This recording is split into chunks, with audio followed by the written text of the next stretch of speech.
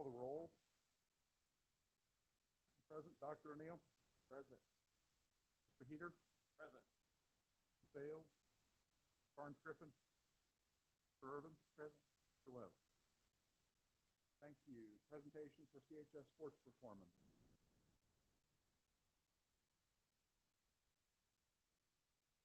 Okay. Presentation for CHS sports performance. Okay. Yo, comment. Well, good evening. I just wanted to share that over the last week or so, just as we have always been doing, we've been in conversations with the Department of Health, with the Department of Education. This afternoon, we had different doctors from across the state, as well as some legislators, had us on a webinar to have some conversations. So we continue to just try to hear what's happening across our state so we can always make the very best decisions possible. And so I appreciate everybody making sure that we're staying as updated as we can.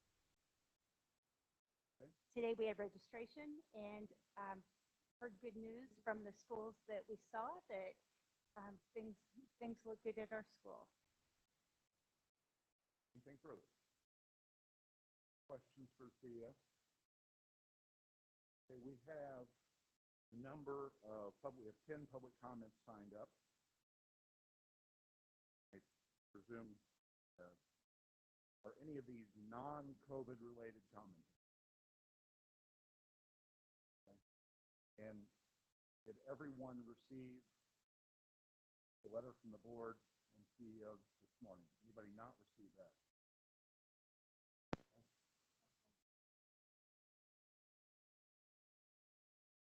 Who did not receive it? Okay. We'll get you an email. It's in your email, I believe. So we will start. We are going to limit as much as possible 3 minutes. We have 10 people speaking.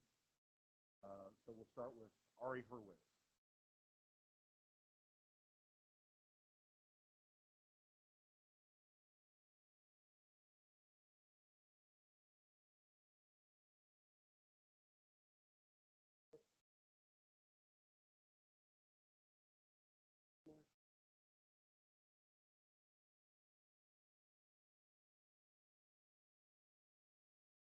Kentucky has mandated masks live. MCS has mandated masks. Has mandated masks. That's still there. We've had a number of cases and deaths. Like person schooling moving average of daily over 65,000.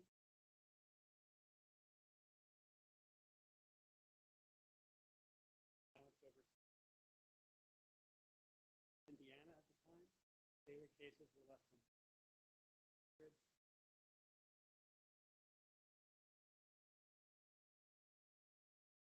We also have far more epidemiological measures.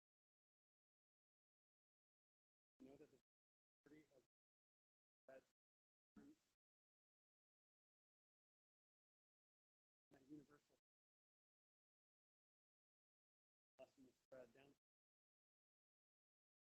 In Washington, over the heart patient, quadruple block artery, will just limit red meat intake, other than others are good practices and helpful for maintenance. We also know that while the death rate in children is lower than the general population, children do die from this virus. Do pass the families and communities, also suffer from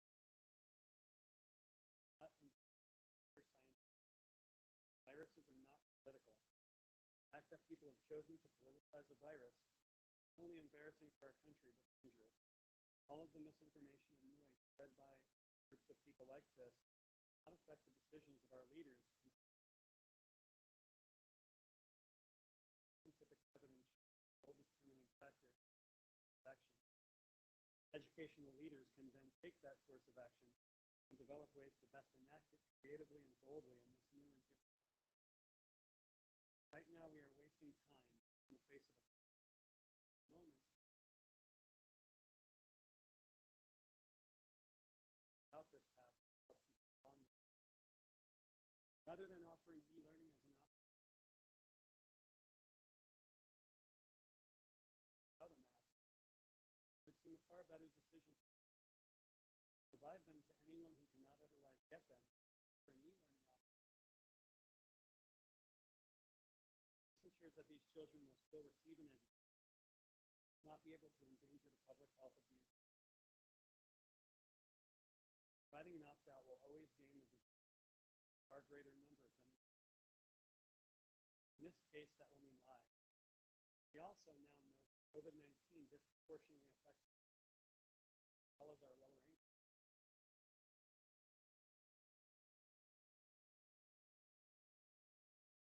Weight of the decision to not require masks in all events.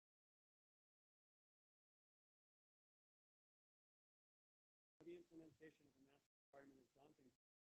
I know that a month of dedicated work from a few of the professionals, though, all focused on the students go about their also reflect the full reality working strict social distancing. Delaware County, Indiana, and the U.S. not the magnitude. Everything we've seen. Imagine thousands of people in some without masks on, even with hand washing, even with social distancing. Highly encouraged, be frank, not to be disrespectful, no meaning in relation. Waiting until July 28th to publish a decision not only keeps families and teachers in the anxious, unknown space, but also squanders 2 weeks of preparation and education. We see the data, we see the trends, hopefully understand epidemiology, and there's no need to wait. MCS enforces a code to ensure what they believe to be the best for all students. Wear face coverings at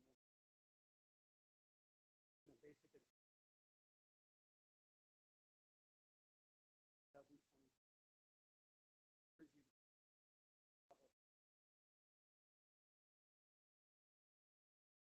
Thank you. Christiana Mann.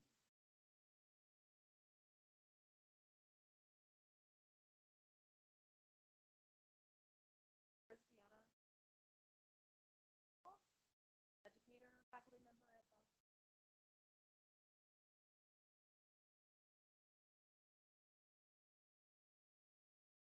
and did everything said, but I'm also wondering why so that we have and we're not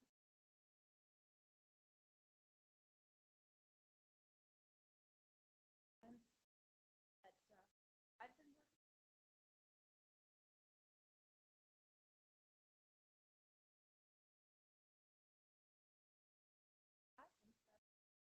virtual program. Son has participated in several different programs, had success and failure with different interests, and I'm that would ask to entertain. Thank you. Stephen Schuyler. My name is Stephen Schuler. Sure. I am a parent.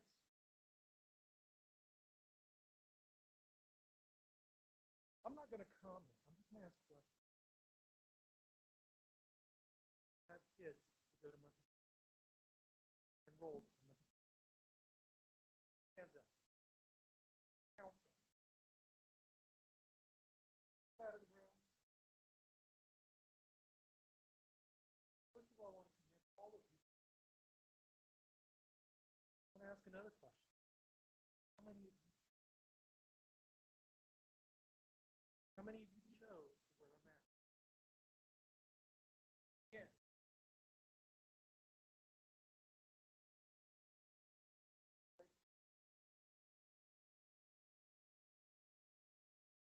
preventing you from doing your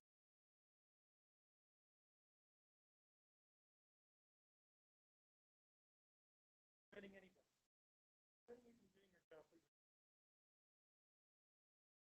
your job. As you ask, question that you is my child expendable? The question that you ask me, do I want to send my child to a school that doesn't have the guts that they must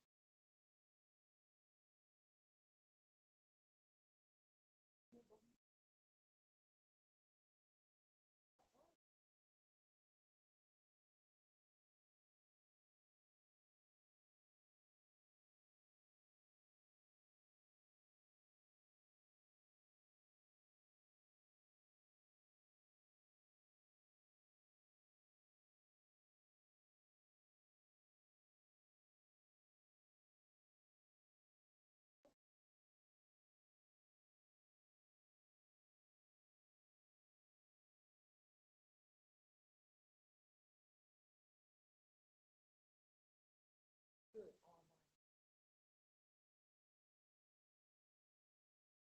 Blended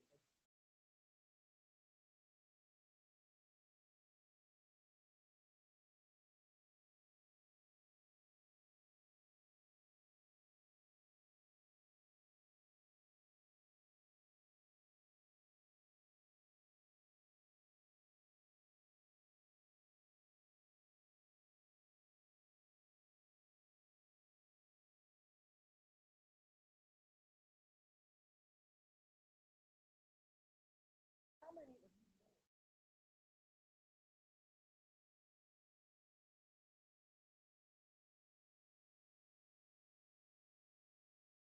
Yesterday was about 20.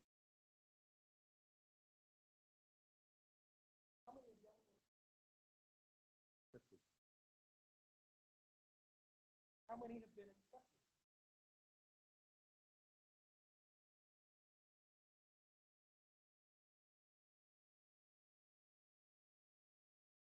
How many? Just under 500.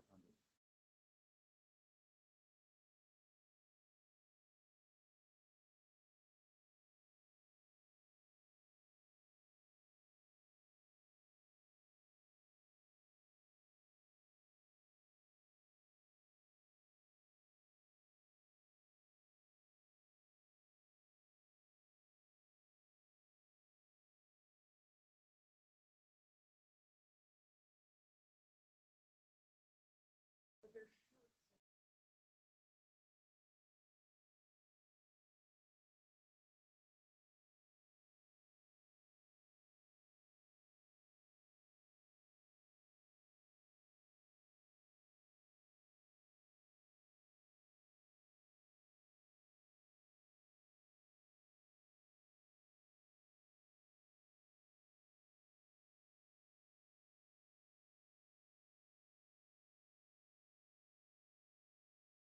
Schuler.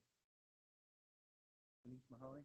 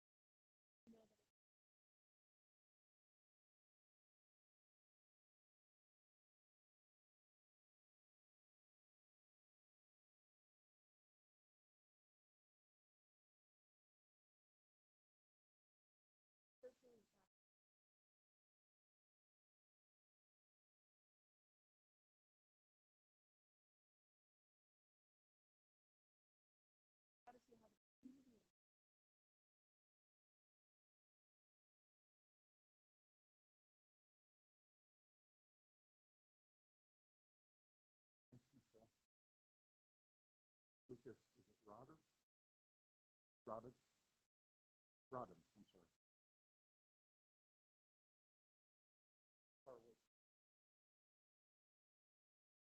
My name, yes, my name is Bruce Potter.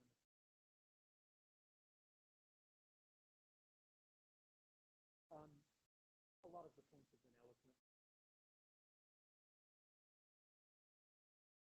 Simply put, I feel that to fail to act while in full knowledge.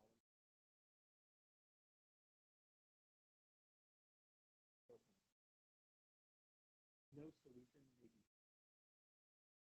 but data-driven policy based on the most.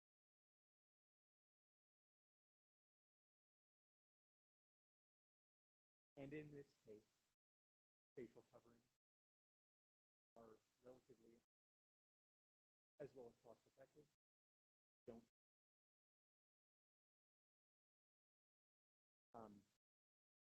I think we as a community.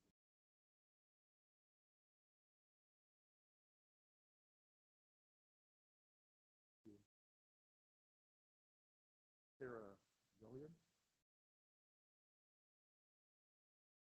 Did I pronounce that correctly?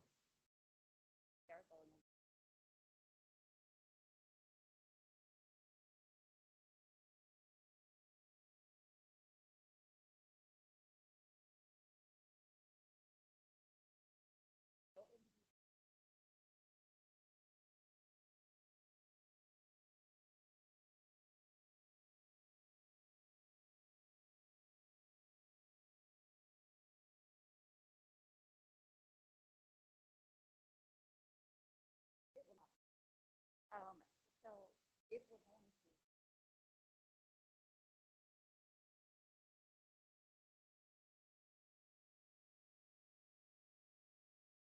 However, if we're actually.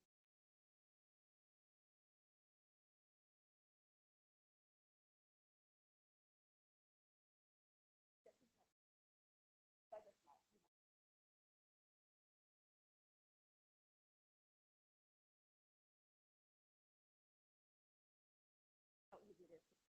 So I don't think you have to say, yeah. In order to do that, I understand.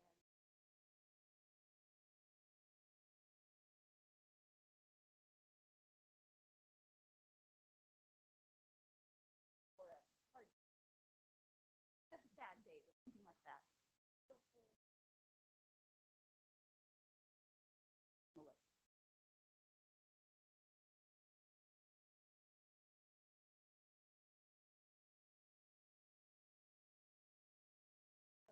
for that, and you're taking that.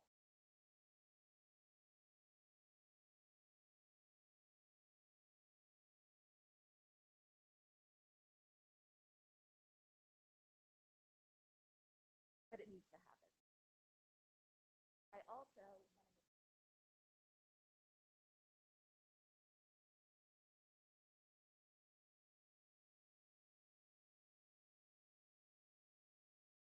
however, if something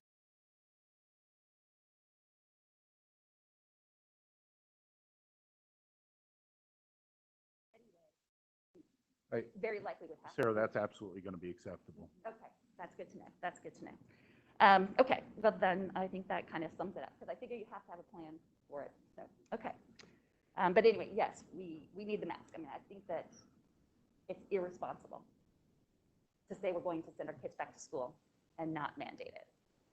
Thank you. Cameron Grubbs?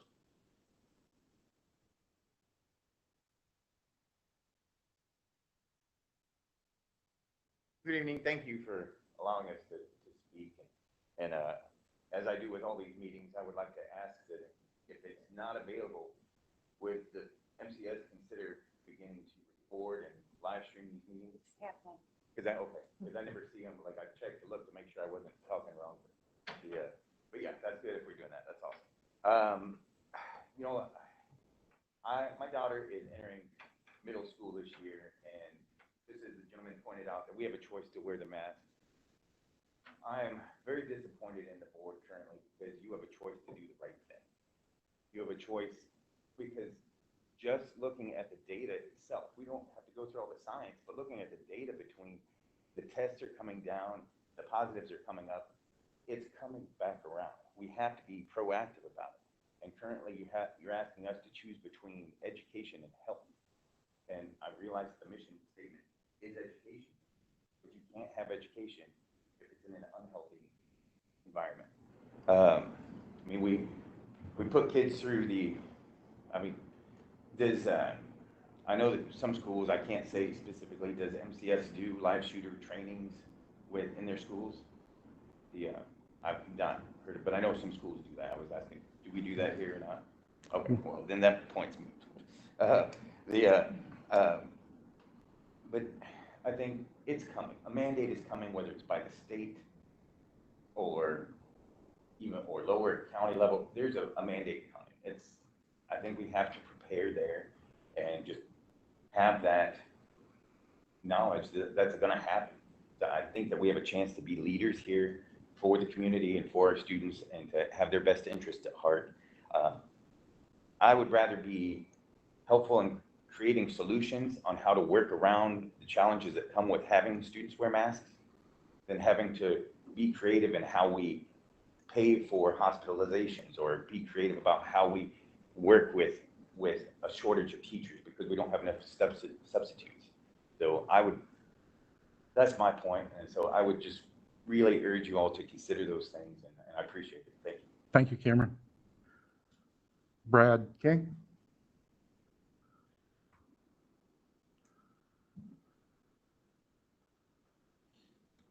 Good afternoon. I understand strongly encouraged.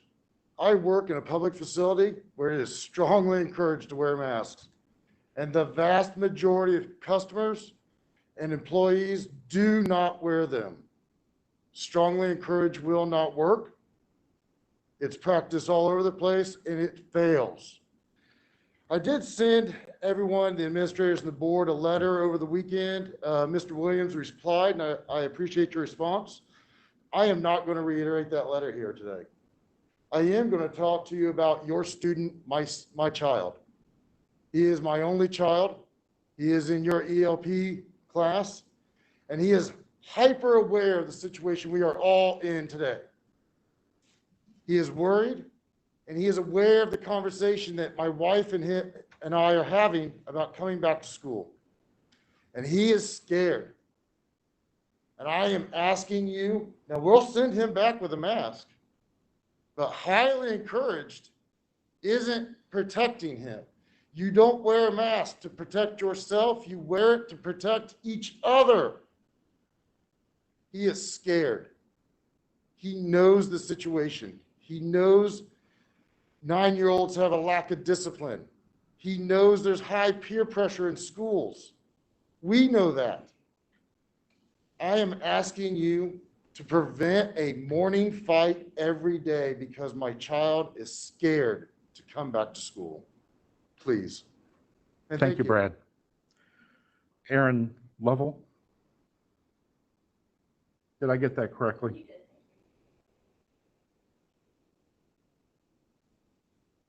My name's Erin Lovell, and I'm a relatively new member of the Delaware County community. And I just wanted to say that there have been hundreds of people across the county who have been sewing masks for their friends, family, members of the community, healthcare workers, et cetera. And I just wanted to make the small point that if it's a concern that there are certain students who wouldn't have access to masks, who would forget their masks, that sort of thing, that if we mobilized those people now and you had specs for the kind of mask that you wanted students to wear, that I know myself and many members of this community would happily donate them. I just wanted to make that small point. Thanks. Thank you. Did anyone else not sign up who wishes to be heard? Please.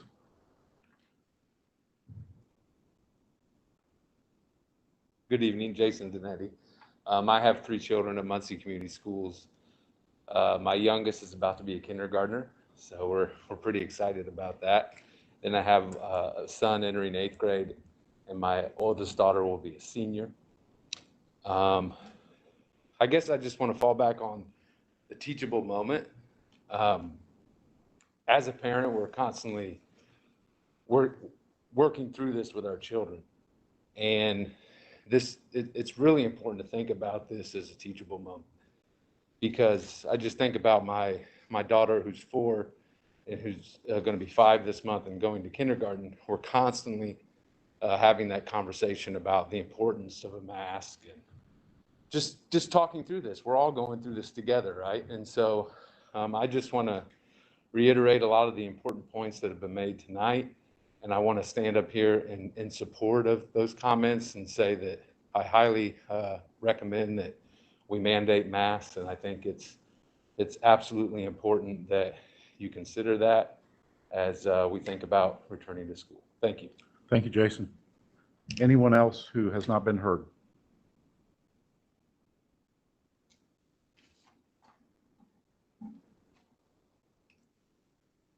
I'm Sue Arrington. I don't have any children at MCS now.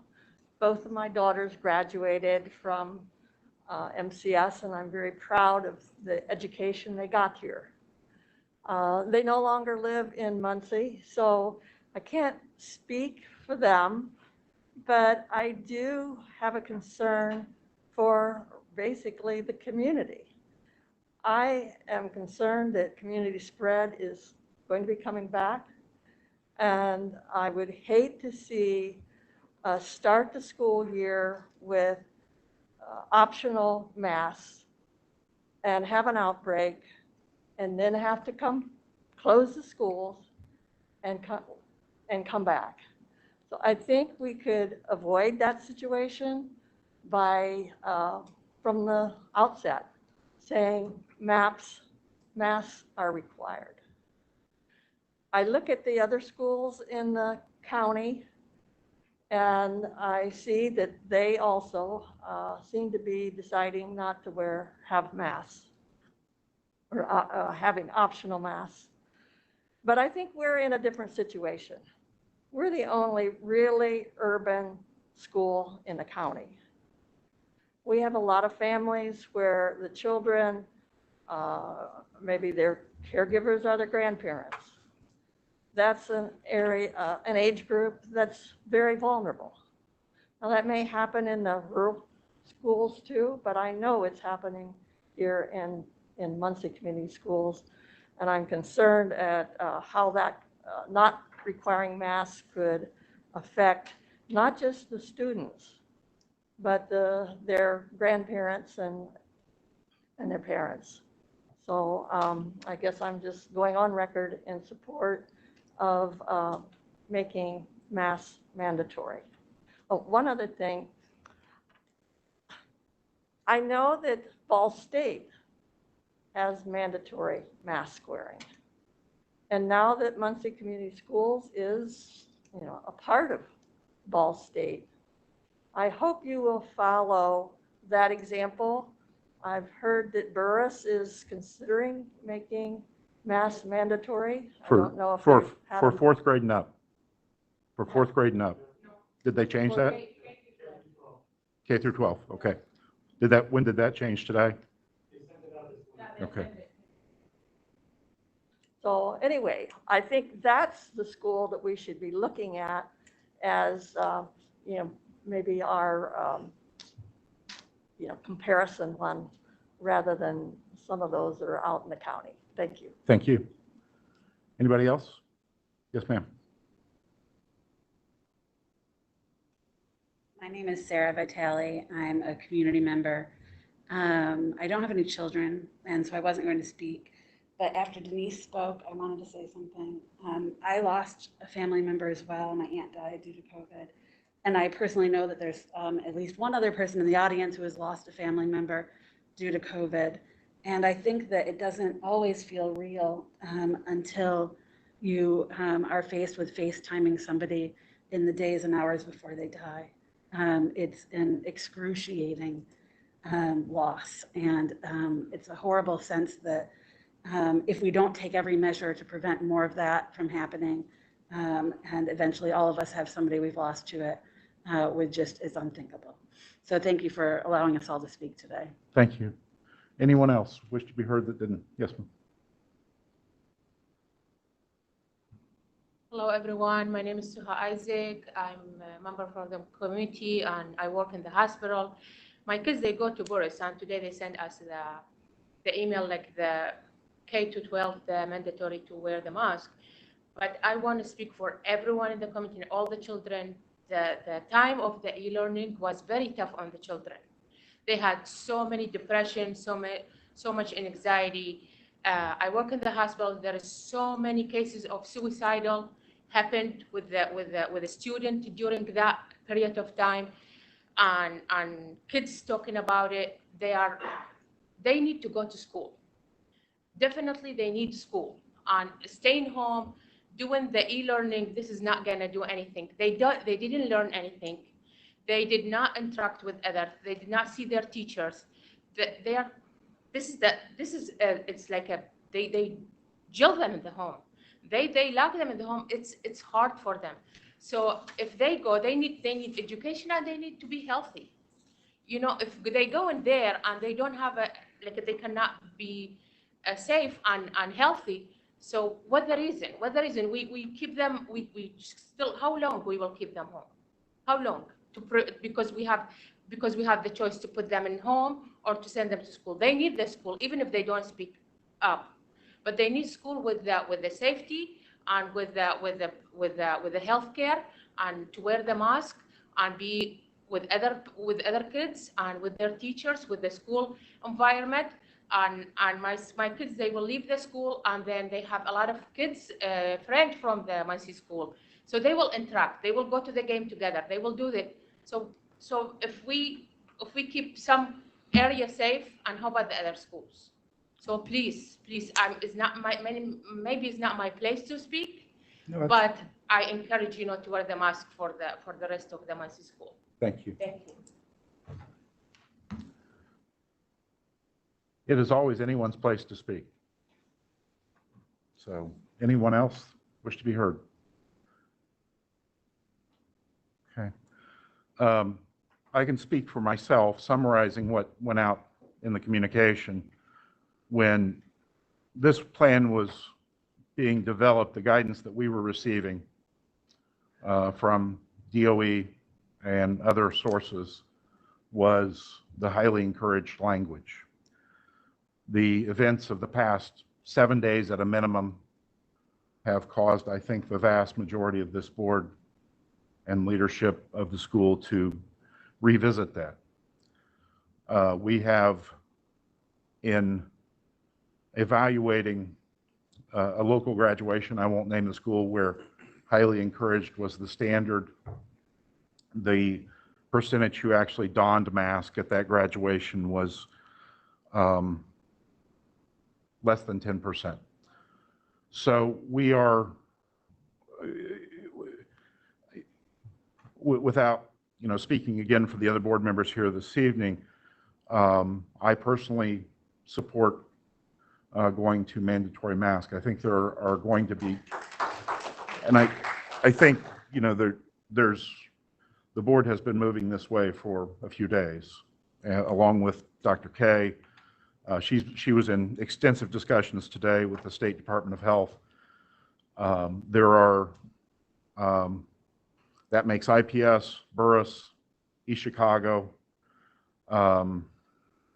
and perhaps some of the counties up in northern Indiana, Elkhart County, Goshen area, that have mandatory mask.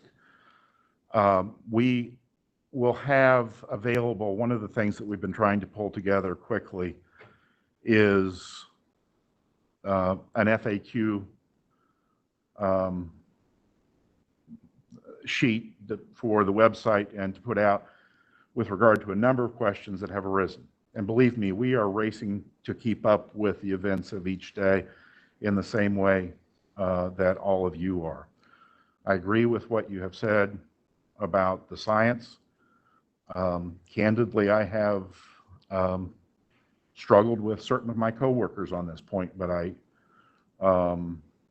think that if it lends itself to increased or enhanced safety, thereby permitting in-person instruction, then that's a win. okay? But none of us sitting here in this room can predict what August, September, October is going to look like. This thing has been a challenge at so many different levels, so I do certainly appreciate the information you all have provided. The board members and the administrative leadership have been sharing data and articles from peer review studies. As science, again, races to keep up with this, we are doing so as deliberately as possible. And to the extent we caused a degree of anxiety to an already heavily anxious situation, I apologize. I know that many of us, including you all, are losing sleep. I try to put myself in the shoes of a parent, of a faculty member, of a custodian, of a bus driver, who have to be in an uncertain situation for hours at a time. Sunday in 4 months. And I can't speak for everybody, but I think many of them have already echoed. This has been a very, very difficult decision. And so I'm sure you're aware of it, but we want you to know that we didn't just make a willy-nilly, just kind of, oh yeah, we'll do this kind of decision. We've been contemplating this. We've been looking at information. We've been discussing and all of the things that the reason why we're sitting around this table warrants. And so I want to thank all of you for your patience and for your understanding at the gravity of this. Just thinking about our own church, our attendance was down about a third of what it normally is. So we've got a lot of people who are still concerned about this, and rightly so.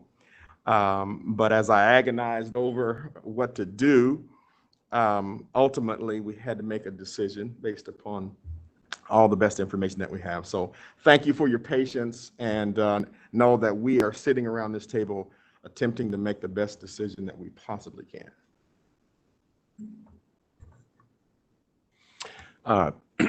I really don't have anything addition to add. I would also thank you all for coming and expressing yourselves as eloquently as you did. The situation is changing, and I think one of the challenges when you make a decision is what happens to change that decision. And certainly the will of perspective is really important, as is the science. And we know, based upon the information we've reviewed, there is a lot of different perspectives that are out there. And I'm proud of our group of people, because I think we have taken this issue and done the very best we can at this point. And even if that ultimate decision is not what pleases everybody, it's not because we haven't tried to make the right decision. So I'm proud of that, and I'm particularly proud of our administration. This is the first time any of them have ever had to deal with a situation like this. And so there is no book. And I think that we all should commend the administration, because it's not an easy thing to deal with. So thank you.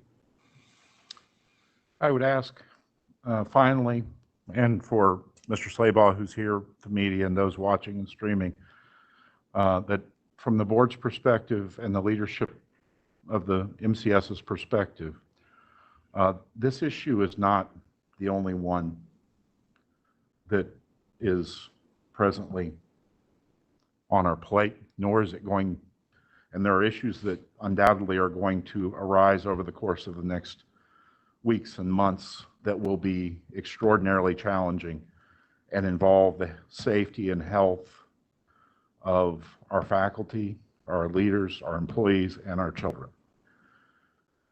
From the board's perspective and the leadership perspective, I can commit to you that if we are in a situation where the health and safety of any segment of that group appears to be reaching a level where the risk is threatening to their well-being, we will go a different direction. We will call a pause. We're going to be watching the Indiana numbers, the dashboard, this community spread. Obviously, one of the great fears from the CDC is that the start of school will lead to spikes in community spread where those kiddos are going back to school. We're extraordinarily sensitive to that. Candidly, I worry about the extracurricular activities as well. And so please bear with us. As I said in the letter, as the board said in the letter, we don't have all the answers at this moment. And frankly, we don't know all the questions. And if you looked at the reporting on this in February and March and then put it next to where it is today, you will find diametrically opposed positions. So as I said to the board the other day, the science is racing to catch up under immense pressure in a compressed time frame, and mistakes are inevitable at all levels. It is our goal, it's our commitment to, if we seem to be approaching a decision to be made where we have less than clear information, that decision preserves the status quo ante, whereby we protect the health and safety of our people. So that's our commitment. If any of you at any point have questions, email, any concerns, and those of you who forwarded articles and peer review studies, I love that. We all do. It's great to have information, so please do so. Thank you again for your time, and we'll keep moving forward. Okay.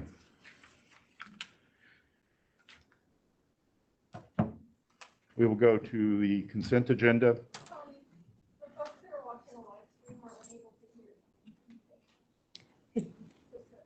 I think the masks muffle, so we really need to.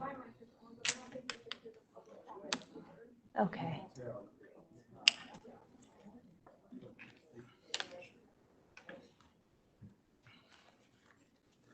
Consent agenda items A through K. Any questions? Move to approve. Second. All those in favor signify by aye. Aye. Aye. Opposed, same sign. Financial report. Thank you.